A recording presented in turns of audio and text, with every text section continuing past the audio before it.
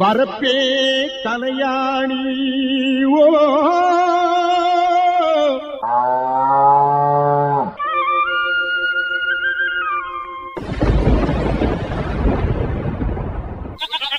வாய்க்காலே பஞ்சுமெத்தே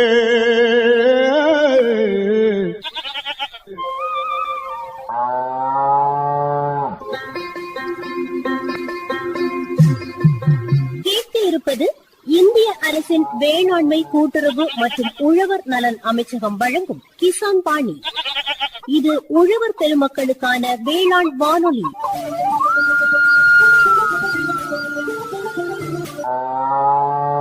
இந்நிகழ்ச்சியின் விளம்பரதாரர் இந்திய அரசின் வேளாண்மை கூட்டுறவு மற்றும் உழவர் நலத்துறை.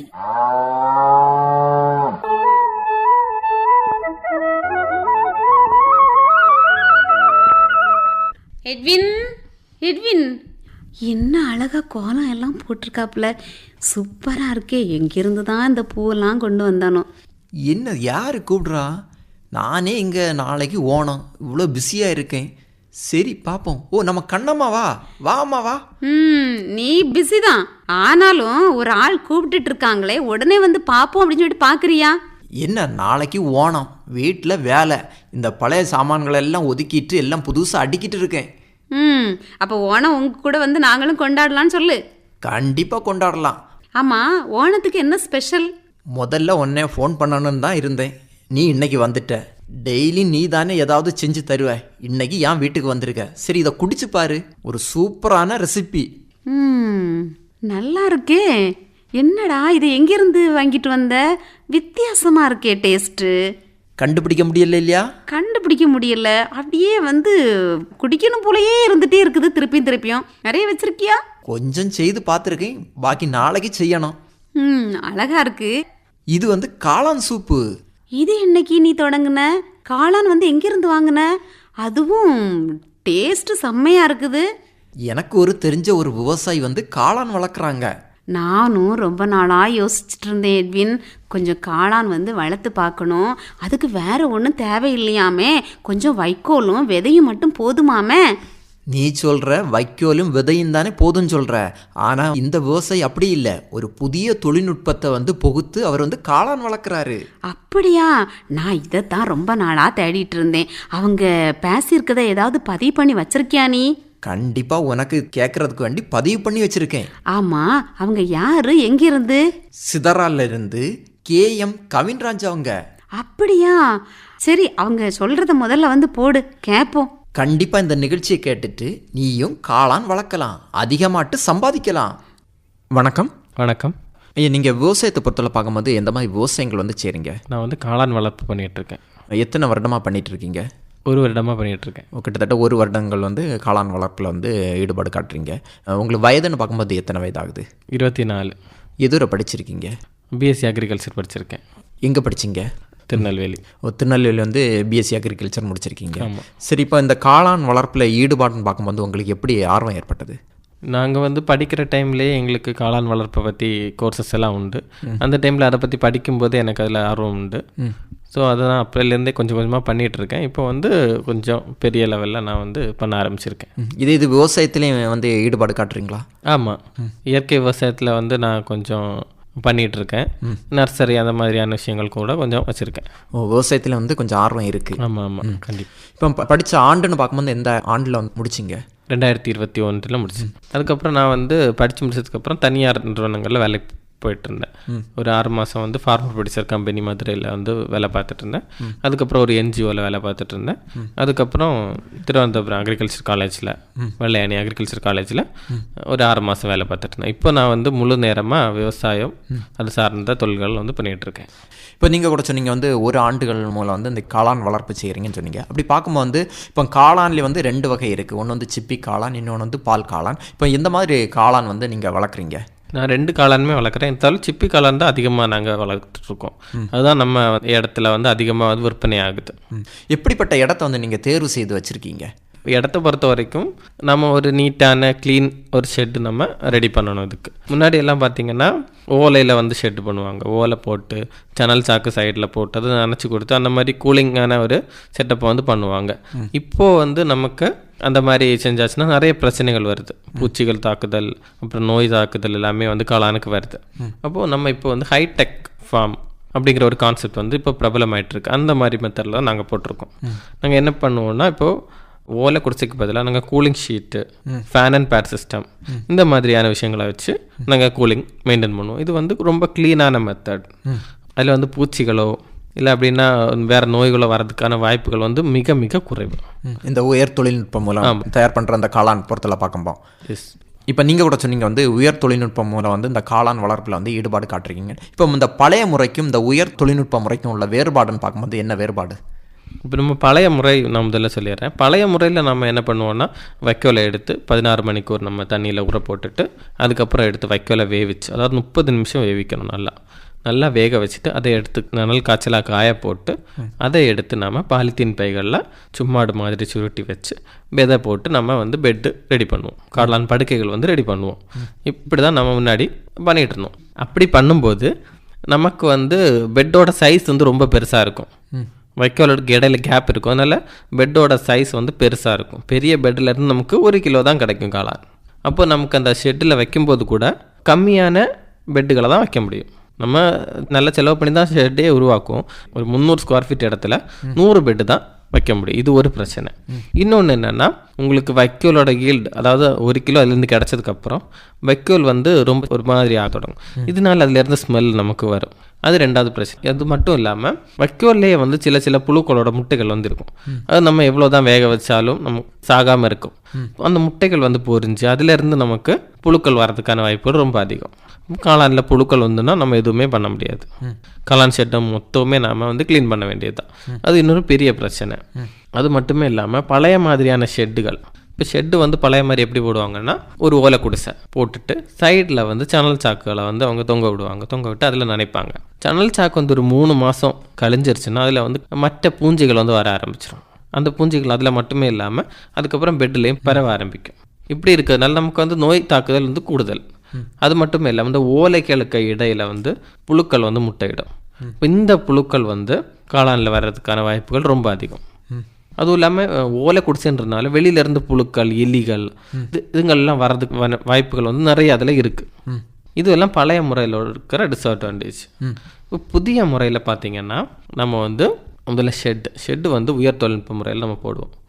எப்படின்னா, ஓலை குடிசைக்கு பதிலாக வந்து கூலிங் ஷீட், அதாவது கூலிங் ஷீட்ன்றது நம்ம அலுமினியம் ஃபாயில் எல்லாம் வச்சு கவர் பண்ண ஷீட். இது வந்து வெப்பத்தை வந்து உள்ளே கடத்தி விடாது. இது வந்து நம்ம ஓலை குடிசைக்கு பதிலாக போடுவோம். அதுக்கப்புறம் நம்ம சணல் சாக்கு நினைக்கிறதுக்கு பதிலாக ஃபேன் அண்ட் பேட் சிஸ்டம் வந்து வைப்போம். இது வைக்கிறதுனால நமக்கு எந்த விதமான பூஞ்சைகளோ இதில் வளராது. அதுக்கப்புறம் வெளியிலேருந்து எதுவுமே உள்ளே வர முடியாது. ஃபுல்லாக நம்ம ஒரு கேப்பு கூட இல்லாமல் ஃபுல்லாகவே கவர் பண்ணிடுவோம். இப்போ எலியோ வேறு ஏதாவது பூச்சிகளோ வெளியிலேருந்து எந்த ஆப்ஜெக்ட்டும் உள்ளே வரவே முடியாது. இந்த மாதிரி செட்டை பொறுத்தவரை பார்க்கும்போது வந்து நீங்கள் எங்கே வச்சுருக்கீங்க? இப்போ வந்து உங்கள் வீடுன்னு இருக்கும்போது வந்து வீட்டுக்கு அந்த மொட்டை மாடியில் அந்த மாதிரி வச்சுருக்கீங்களா, இல்லை வந்து தனிப்பட்ட முறையில் வந்து நீங்கள் செட்டுகள் அமைச்சு வச்சுருக்கீங்களா? இல்லை, நாங்கள் இப்போ தனிப்பட்ட முறையிலாம் வச்சுருக்கோம். மாடிகளில் இதை வந்து பண்ணலாம். மாடியிலே நமக்கு ரொம்ப ஹீட் இருந்தால் கூட நம்ம இந்த முறைகளை பயன்படுத்தி பண்ணும்போது, ஹைடெக்கில் பண்ணும்போது ஹீட்டை நம்ம கண்டிப்பாக ரெடியூஸ் பண்ணிக்கலாம். இது இப்போ நீங்கள் கூட சொன்னீங்க வந்து பெட்டு போடுறது. இப்போ வந்து எவ்வளோ பரப்பில் வந்து நீங்கள் வந்து அந்த பெட்டுகள் போட்டிருக்கீங்க? இப்போதைக்கு நான் வந்து ஒரு 100 ஸ்கொயர் ஃபீட் இடத்துல தான் போட்டிருக்கேன். அதில் எனக்கு வந்து கிட்டத்தட்ட 500 பெட்டு கிட்ட போட முடியும். இது நீங்கள் வந்து பழைய மெத்தடில் பார்த்தீங்கன்னா உங்களுக்கு 100 ஸ்கொயர் ஃபீட்டில் 100 பெட்டு கூட கஷ்டப்பட்டு தான் போட முடியும். 100 பெட் கூட ஃபுல்லாகவே போட முடியாது. சரி, அந்த மாதிரி பெட்டு போடுறப்போ கூட நீங்கள் சொன்னீங்க வந்து நீங்கள் வந்து உயர் தொழில்நுட்பம் மூலம் வந்து ஒரு 500 பெட்டுகள் போடலாம். இது பழைய முறைப்படின்னு பார்க்கும்போது ஒரு 100 பெட்டுகள் தான் போட முடியும்னு சொல்லிங்க. அப்படி பார்க்கும்போது அந்த பெட்டுகள் வந்து எப்படி போடுறீங்க? இப்போ தூங்கலாம் அந்த மாதிரி போடுறீங்களா, இல்லை வந்து ஒவ்வொரு இடத்துல வந்து வச்சு அந்த மாதிரி பண்ணுறது தானா? இல்லை, நாங்கள் உரி கட்டி தான் போட்டுட்ருக்கோம். ஒரே உரி நம்ம கட்டினோன்னா அதில் பழைய மெத்தடில் ஒரு 3-4 தான் வைக்க முடியும். புதிய மெத்தடில் பார்த்தீங்கன்னா 8-9 பெட்டுகள் நம்ம வந்து ஒரே லைனில் தூக்கி விட முடியும். இப்போ இந்த பெட்டோட புதிய முறையில் பெட்டோட சைஸுகள் வந்து குறைவு. இது எப்படின்னு நான் சொல்கிறேன். புதிய முறையில் பெட்டு தயாரிக்கிறதுக்கு நமக்கு வைக்கோல் தேவை கிடையாது. நமக்கு வந்து மரப்பொடி நம்ம மரப்பொடி ராவாக எடுக்கிறது கிடையாது. மரப்பொடியை பெல்லட்டாக்கி எடுக்கிறோம். உட் பெல்லட்ஸ்ன்னு நமக்கு கிடைக்கும். அது தனியாக கடையிலே கிடைக்கும். ஆமாம். இன்னும் சில கம்பெனிகள் வந்து மஷ்ரூம்க்கான எல்லா நியூட்ரியன்ஸையும் அந்த மரப்பொடி கூட சேர்த்து மஷ் பெல்லட்னு கொடுக்குறாங்க. இது இன்னைக்கு நம்ம ஆன்லைனில் எல்லாமே கிடைக்குது, கடைகள்லேயே மேக்ஸிமம் கிடைக்குது. இதை வாங்கி 1 கிலோ எடுத்துட்டு பிபி கவர், அதாவது பாலிப்ரொப்பலின் கவர், இது வந்து சுடு தண்ணி பட்டாலுமே எதுவுமே ஆகாது இந்த கவர். இப்போ இந்த கவரை எடுத்து, கவரோட சைஸ் என்னன்னா 10 இன்ச்சுக்கு 16 இன்ச்சு கவர் எடுத்து அந்த கவரில் வந்து நம்ம 1 கிலோ பெல்லட் எடுத்து போடுறோம். அதே கவரில் அட் த சேம் டைம் அந்த டைம்லேயே நம்ம 1.5 லிட்டர் சுடு தண்ணி நல்லா கொதிக்க எடுத்து அதில் விடுவோம். அந்த கவர் எதுவுமே ஆகாது. விட்டுட்டு அதை வந்து கட்டி வச்சுருவோம். அப்போ பெல்லட் வந்து ஃபுல்லாகவே நனைஞ்சு அது ஒரு மாவு மாதிரி வந்துடும், புட்டு மாவு மாதிரி கரெக்டான பதத்துக்கு வந்து வந்துடும். இது நம்ம கட்டி வச்சுருவோம். ஒரு 8 மணி நேரம் கழிஞ்சு கட்டி வச்சுருக்க கயரை நம்ம அவுத்துட்டு அதுக்கு மேலே வந்து இந்த விதைகளை போடுவோம். விதைகளை போட்டு எல்லா இடத்துலையும் படுற மாதிரி நம்ம ஸ்ப்ரெட் பண்ணி விடுவோம். இது பார்க்கும்போது இப்போ பழைய முறைப்படின்னு பார்க்கும்போது நம்ம அந்த வைக்கோலை வந்து வேக வச்சு அதை வந்து காய போட்டு அந்த மாதிரி வந்து நம்ம அந்த காளான் வளர்ப்பு முறையில் பண்ண முடியும். இது இப்போ நீங்கள் வந்து ஒரு புதிய மெத்தேடை சொல்கிறீங்க, அதாவது வந்து மரப்பொடியில் வந்து அது தனியாக வந்து அந்த கிடைக்கிறது அந்த மரத்தூள் அதை வச்சு நீங்கள் போட்டு நீங்கள் தயார் பண்ணுறீங்கன்னு சொல்கிறீங்க. இப்போ அந்த விதை போடுற பொறுத்தவரை பார்க்கும்போது பழைய முறைப்படி பார்க்கும்போது ஃபஸ்ட்டில் ஒரு அடுக்கு வைக்கோல், அடுத்து விதை, அடுத்து வைக்கோல், அந்த மாதிரி தான் போடுது. இப்போ புதிய மெத்தேடுன்னு பார்க்கும்போது நீங்கள் எப்படி விதைகள் போடுறீங்க? புதிய மெத்தட்னு பார்க்கும்போது நம்ம பெட்டை ஃபுல்லாகவே, அதாவது கவரில் ஃபுல்லாகவே வந்து மரப்பொடி நிறைஞ்சிருக்கும். அதுக்கு மேலே நாம் விதையை போடுவோம். விதையை போட்டுட்டு அது நம்ம ஜஸ்ட் ஷேக் பண்ணும்போது சைட்லேயா ஃபுல்லாக வந்துடும். மேலேருந்து கீழே வரைக்கும் நமக்கு வந்துடும். மேலே வரைக்கும் போட்டால் கூட ஓகே, பிரச்சனை இல்லை, கொஞ்சம் டைம் இருக்கும், அவ்வளோதான். வேறு எந்த ப்ராப்ளமும் அதில் வராது. இப்போ விதையை பொறுத்தவரை பார்க்கும்போது நீங்கள் எங்கேருந்து வாங்குறீங்க? இதுலேயே வந்து ரகங்கள் அந்த மாதிரி இருக்கா? ஆமாம், நான் வந்து முதல்ல விதைகள் வாங்கினது வெள்ளையானி அக்ரிகல்ச்சர் காலேஜ்லேருந்து தான் வாங்கிட்டு இருந்தேன், கேரளாவிலேருந்து. ஆமாம். அங்கே வந்து ஃப்ளோரிடா, HU, அதுக்கப்புறம் பிங்க் ஆயிஸ்டர், இந்த மாதிரி நிறைய வெரைட்டிஸ் வந்து இருக்குது. ஃபேமஸ் வந்து ஃப்ளோரிடா தான். ஸோ நான் வந்து ஃப்ளோரிடா தான் பண்ணிகிட்ருக்கேன். இது வந்து கொஞ்சம் சூடான காலநிலைகளில் கூட வரும். அதுக்கப்புறம் இது நல்ல ஒரு ஷேப்பு, நல்ல ஒரு பார்க்குறதுக்கு ரொம்ப அழகாகவும் இருக்கும், நல்ல வெள்ளை கலராகவும் இருக்கும். அப்போ மக்கள் இதை வந்து ரொம்ப விரும்பி வாங்குவாங்க. இப்போ ஒரு பெட்டை பொறுத்தவரை பார்க்கும்போது எவ்வளோ விதைகள் வந்து நம்ம தூவ வேண்டி இருக்கும்? ஒரு பெட்டில் வந்து நம்ம 150 கிராம் வந்து விதைகள் தூவ வேண்டி இருக்கும். அது என்ன அளவில் தூவ வேண்டி இருக்கும்? நம்ம பெல்லட்டை பொறுத்த வரைக்கும் நம்ம மேலே போட்டாலே போதும். மேலே போட்டு அதை டைட் பண்ணி கவர் பண்ணி வச்சுட்டு சின்ன ஹோல்ஸ் வந்து போட்டு கொடுக்கணும். நம்ம லாஸ்ட்டில் போட்டு கொடுத்துட்டு வச்சா போதும், அவ்வளோதான் அந்த பெட்டு பண்ணுற ப்ராசஸ். அந்த காளான் வளரணும்னு பார்க்கும்போது எத்தனை நாள் ஆகும் விதை போட்டையிலேருந்து? விதை போட்டதுலேருந்து 14 நாள் வரைக்கும் நம்ம இருட்டு ரூமில் வைக்கணும். 14 நாளுக்கு அப்புறம் நாம் வந்து பெட்டை நம்ம ரெடி பண்ணியிருக்கிற ஷெட்டில் வைக்கணும். அதாவது கூலிங் ஷீட்லாம் போட்டு நம்ம ஃபேன் அண்ட் பேட் சிஸ்டம் எல்லாம் வச்சு ரெடி பண்ணியிருப்போம்ல ஷெட்டு, அந்த ஷெட்டில் நம்ம வந்து போடணும். போட்டுட்டு கீறி விடணும். அதாவது ஒரு இன்டு ஷேப்பில் மாதிரி கீறி விடணும். ஒரு 1 இன்ச்சு திக்னஸில் நம்ம கீறி விடும்போது ஒரு 18வது நாளில் நமக்கு காளான் வந்து வர ஆரம்பிக்கும். இப்போ நீங்கள் கூட சொன்னீங்க வந்து விதை போட்டு ஒரு 14 நாள் வந்து இருட்டு ரூமில் வைக்கணும். அப்போ வந்து அது வந்து நம்ம அந்த ரூமுக்குள்ளே போகக்கூடாது, அப்படி 14 நாளும் உள்ளே இருக்க வாய்ப்பு இருக்கணுமா? 14 நாளுமே உள்ளே தான் இருக்கணும். அவசியம் இல்லாமல் அந்த ரூமுக்குள்ளே நம்ம யாருமே வந்து போகக்கூடாது. பெட் வைக்கிறதுக்கு போகலாம், வேறு எந்த விஷயங்களுக்காக நம்ம அதை யூஸ் பண்ணாமல் இருக்கிறது நல்லது. இதுக்குன்னு தனியாக ஒரு ரூம் நம்ம வச்சுருக்கணும். சரி, அந்த பெட்டுகளை வந்து நீங்கள் எப்படி கீழே வைக்கிறீங்களா, இல்லை வந்து அதுக்குன்னு சொல்லிட்டு ஸ்டாண்டு வச்சு நீங்கள் வைக்கிறீங்க? ரேக் இருக்குது, அதுக்கான ரேக் வந்து நம்ம ரெடி பண்ணிவிட்டு அதில் நம்ம அடிக்க வச்சிடலாம். ஒரு நாள் வந்து எத்தனை பெட்டுகள் வந்து நீங்கள் வைக்கிறீங்க? ஒரு நாள் வந்து 25 பெட்டுக்கிட்ட நாங்கள் வந்து வைக்கிறோம். அது தண்ணி நினைக்கிறதுன்னு பார்க்கும்போது எப்படி நினச்சி கொடுக்க வேண்டியிருக்கும்? இதில் நம்ம தண்ணி நினைக்க வேண்டிய தேவையே வந்து இல்லை. ஏன்னா நம்ம ஃபேன் அண்ட் பேட் வச்சுருக்கிறதுனால ஃபுல்லாகவே ஹியூமிடிட்டியே ஃபுல்லாகவே இருக்கும். ஃபேன் அண்ட் பேடுங்கிறது காட்டில் தண்ணியை வந்து ஸ்ப்ரெட் பண்ணி விடுற ஒரு மெத்தட் தான். ஈரப்பதத்தை ஸ்ப்ரெட் பண்ணி விடுறது. காட்டிலே உங்களுக்கு ஈரப்பதம் ஃபுல்லாகவே இருக்கும். அதுக்கு தேவையானது அது வந்து அந்த ஈரப்பதத்துலேருந்து உறிஞ்சு எடுத்துக்கும். அந்த அடுத்து அந்த பெட்டை எடுத்து நீங்கள் வந்து தூக்கி விடுறீங்க. ஆமாம், 14 நாளைக்கு கழிஞ்சதுக்கப்புறம் 14 நாள் வரைக்கும் நீங்கள் எதுவுமே பண்ண வேண்டாம். ஃபேன் அண்ட் பேட் சிஸ்டமும் எதுவுமே தேவையில்லை. ஜஸ்ட் ஒரு டார்க் ரூம். டெம்பரேச்சர் வந்து 28 டிகிரி to 30 டிகிரி வரை இருக்கலாம், அதுக்கு மேலே போகக்கூடாது. அதை வந்து நம்ம எடுத்து நம்ம ஷெட்டில் மாற்றும் போது ஷெட்டில் வந்து 28 டிகிரிக்கு மேலே டெம்பரேச்சர் போகக்கூடாது. 24 to 28 வரைக்கும் தான் இருக்கணும். அதுக்கு மேலேயும் போகக்கூடாது, கீழேயும் போகக்கூடாது. அந்த ஷெட்டில் வச்சுட்டு ஒரு 4 நாள் கழிஞ்சு, அதாவது 18வது நாள் வந்து மஷ்ரூம் உங்களுக்கு வர ஆரம்பிக்கும். முட்டு வரும். முட்டு வந்து 2 நாளில் உங்களுக்கு பறிக்கிற ஸ்டேஜ் வந்து வந்துடும். அதுலேயே வந்து நோய்களோ பூச்சிகளோ தாக்குதலுக்கு வாய்ப்பு இருக்குமா? இங்கே பெட்டு போட்டு டார்க் ரூமில் வைப்பீங்க, அந்த ஸ்டேஜ், அதாவது பெட்டு போட்டு 14வது நாளுக்குள்ளே தான் அதிகமான வாய்ப்புகள் வந்து இருக்குது. கண்டாமினேஷன்ஸ் வர்றதற்கான இல்லை பூச்சிகள் வந்து வர்றதுக்கான அதிகமான வாய்ப்புகள் அந்த ஸ்டேஜில் தான் இருக்குது. அப்போது நம்ம வந்து டார்க் ரூமை நல்லா க்ளீனாக மெயின்டைன் பண்ணோம். க்ளீனான இடத்துல வச்சு நம்ம இந்த பெட்டு போடுற ப்ராசஸ் எல்லாம் பண்ணோம் அப்படின்னா நமக்கு 99% எந்த ப்ராப்ளமுமே வராது. அப்புறம் கூலிங் ரூமில் மாற்றும் போது உங்களுக்கு வேற எந்த பிரச்சனையுமே வராது. அந்த ரூமில் இன்செக்ட் ப்ராப்ளம்ஸ் வரலாம். நீங்கள் பழைய ஷெட்டில் பண்ணிங்கன்னா தான் உங்களுக்கு இன்செக்ட் ப்ராப்ளம் எல்லாம் அதிகமாக வரும். பூச்சி தாக்குதல் எல்லாமே வரும். இந்த ஷெட்டில் உங்களுக்கு பூச்சி தாக்குதல் வந்து ரொம்ப ரொம்ப கம்மி. நீங்கள் கூட சொன்னீங்க வந்து 18 நாளில் வந்து அந்த காளான் வந்து வெளியே வந்துருன்னு சொல்லுவீங்க. அது வந்து எப்படி நீங்கள் அறுவடை பண்ணி எடுக்கிறீங்க? இப்போ தினசரி அறுவடை பண்ணி எடுக்கலாமா, இல்லை ஒரு நாள் விட்டு ஒரு நாள் வந்து நம்ம அறுவடை பண்ணி எடுக்க முடியுமா? இல்லை, தினசரி கண்டிப்பாக எடுத்தாகணும். தினசரி மட்டும் இல்லாமல் 2 நேரம் எடுக்கணும். காலையிலையும் எடுக்கணும், ஈவினிங்கும் எடுக்கணும். இது வந்து ரொம்ப வந்து ஹார்வெஸ்ட் பண்ணாமல் விடக்கூடாது. பறிக்காமல் விட்டிங்கன்னா அது வந்து அழுகி அந்த காளான் இல்லாதாகிறது மட்டும் இல்லாமல் பக்கத்தில் இருக்கிற காளானையும் சேர்த்து இல்லாதாக்கி விட்டுரும். அதனால் நம்ம வந்து கரெக்ட் டைமுக்கு அதை பறிக்கணும். ஒரு தினசரி வந்து 2 வேளை வந்து நம்ம அறுவடை பண்ணிட்டு இருக்கணும். அதை வந்து அறுவடை பண்ணி எப்படி நீங்கள் பேக் பண்ணுறீங்க? நம்ம அறுவடை பண்ணிவிட்டு அதை வந்து க்ளீன் பண்ணிடணும். அதாவது அதோட தண்டுகளை எல்லாமே நம்ம கட் பண்ணி விட்டுட்டு க்ளீன் பண்ணி எடுத்துக்கிட்டு நம்ம மஷ்ரூம் ட்ரே, இந்த ட்ரேயில் நம்ம அதை வச்சு அடுக்கிட்டு தின் ஃபிலிம் கிடைக்கும். அதை வந்து வச்சு ரேப் பண்ணணும். அதை சுற்றி ஃபுல்லாகவே க்ளீனாக ரேப் பண்ணி வச்சிடணும். அதுக்கப்புறம் அதில் சின்ன சின்ன ஹோல்ஸ் போடணும். போட்டு நம்ம வந்து ஸ்டிக்கர் ஒட்டி கடைகளுக்கு கொடுக்கலாம். கடைகளுக்கு கொடுக்கும்போது நமக்கு FSSAI லைசன்ஸ் வந்து தேவை. மஷ்ரூம் வளர்க்குறதுக்கு FSSAI லைசன்ஸ் வந்து நம்ம அப்ளை பண்ணி எடுத்து வச்சுருக்கணும். அது வந்து நம்ம ஸ்டிக்கரில் வந்து போடணும். அதுக்கப்புறம் நம்ம என்னைக்கு பேக் பண்ணுறோம், எத்தனை நாள் இருக்கும், அது 2 நாள் தான் இது இருக்கும். அப்போ அதை நம்ம அதை மென்ஷன் பண்ணணும். எவ்வளோ கிராம் இதில் இருக்குது அதையும் மென்ஷன் பண்ணிடணும். நார்மலாக வந்து 200 கிராம் ஒரு பேக்கெட்டில் வந்து போடுவாங்க. இது வந்து 2 காளானு நீங்கள் வளர்க்குறீங்க. சிப்பி காளான் வளர்க்குறீங்க, பால் காளானும் வளர்க்குறீங்க. ஆமாம் ஆமாம். 2 வந்து தனித்தனி பேக்கில் அதை வந்து நீங்கள் போட்டுருவீங்க, விற்பனை பண்ணுறோம் பார்க்கும்பா? ரெண்டுமே தனித்தனியாக தான். சிப்பி காளான் வேறு, பால் காளான் வந்து வேறு. பால் காளான் வந்து கொஞ்சம் ஹார்டாக இருக்கும். அதை கொஞ்சம் அதிக நேரம் வேக வைக்க வேண்டியது இருக்கும். சிப்பி காளான் வந்து ரொம்ப சாஃப்ட், அதை கொஞ்சம் நேரம் வேக வச்சா போதும். இன்னும் பால் காளான் வந்து உங்களுக்கு 10 நாள் வரைக்கும் இருக்கும்.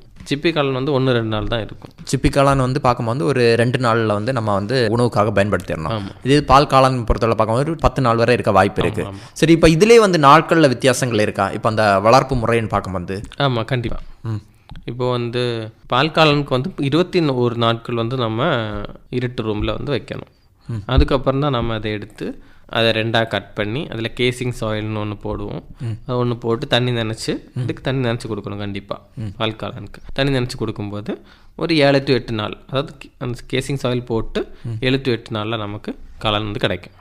இதே வந்து நீங்கள் எப்படி சந்தைப்படுத்துகிறீங்க? சந்தைப்படுத்தல் நம்ம முன்னாடியே சொன்ன மாதிரி காளானை பறிச்சுட்டு வந்து க்ளீன் பண்ணி பேக் பண்ணிவிட்டு நாங்கள் கடைகளுக்கு பக்கத்தில் இருக்கிற கடைகளுக்கு கொடுக்கும்போது மக்கள் வந்து அதை ஈஸியாக ஆக்சஸ் பண்ண முடியும்.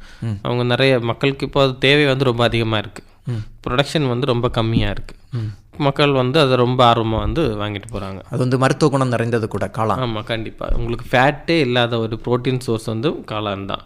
ஃபேட் மட்டும் இல்லாமல் மல்டி விட்டமின்ஸ் நிறைய உங்களுக்கு அதில். இப்போ நம்ம இறைச்சியை ப்ரோட்டீன் சோர்ஸாக எடுத்தால் கூட அதில் கொழுப்பு, கெட்ட கொழுப்புகள், அந்த மாதிரியான பல கெடுதல் தரக்கூடிய விஷயங்கள் வந்துருக்கு. ஆனால் காளானில் வந்து எந்த இதுவுமே கிடையாது. அதுவும் டேஸ்ட்டும் சூப்பராகவே இருக்கும். இப்போ இந்த காளானை பொறுத்தவரை பார்க்கும்போது எந்த மாதிரி மதிப்பு கூட்டி வந்து நீங்கள் விற்பனை செய்கிறீங்க? அதாவது காளானை பொறுத்த வரைக்கும் காளான் ஊறுகாய் வந்து நம்ம பண்ணலாம். அது ரொம்ப டேஸ்ட்டான ஒன்று. நம்ம காளானை கொடுக்குறத வரைக்கும் காளான் ஊறுகாய் கொடுத்தோன்னா ரொம்ப மக்கள் வாங்குவாங்க. ஏன் அப்படின்னா பல பேருக்கு வந்து காளானை எப்படி சமைக்கிறதுன்னு தெரியலை. அவங்க சமைக்கும்போது தப்பாக போயிருதுன்னு டேஸ்ட் வந்து குறையிறதுக்கான வாய்ப்புகள் வந்து நிறைய இருக்குது. இப்போ நம்ம ஊறுகாயை ரெடி பண்ணி கொடுத்தோன்னா அது வந்து மக்கள் அதிகமாக வாங்குறாங்க.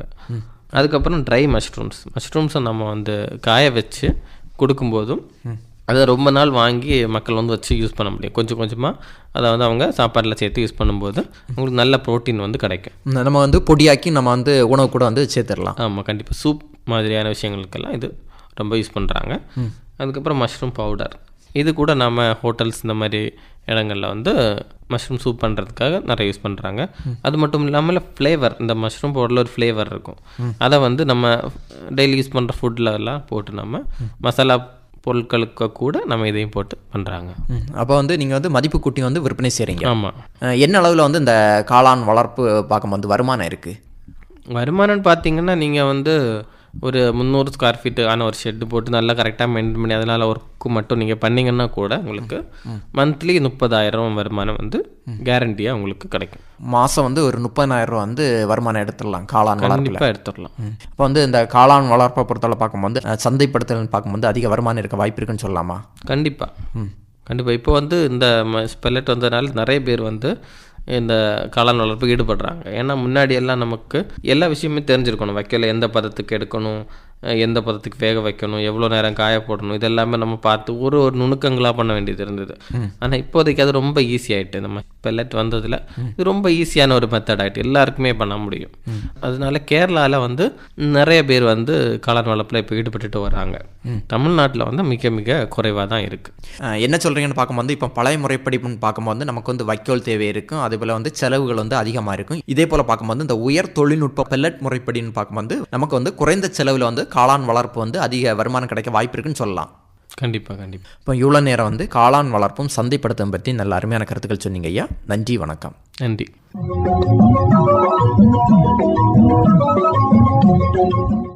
இதுவரை காளான் வளர்ப்பும் சந்தைப்படுத்துதலும் நேர்முகம் கேட்டீர்கள். பங்கு பெற்றவர் சிதறால் KM கவின்ராஜ் அவர்கள். உடன் உரையாடியவர் T. எட்வின் ஜெயராஜ். இதுவரை கேட்டது இந்திய அரசின் வேளாண்மை கூட்டுறவு மற்றும் உழவர் நலன் அமைச்சகம் வழங்கிய கிசான் பாணி. இது உழவர் பெருமக்களுக்கான வேளாண் வானொலி.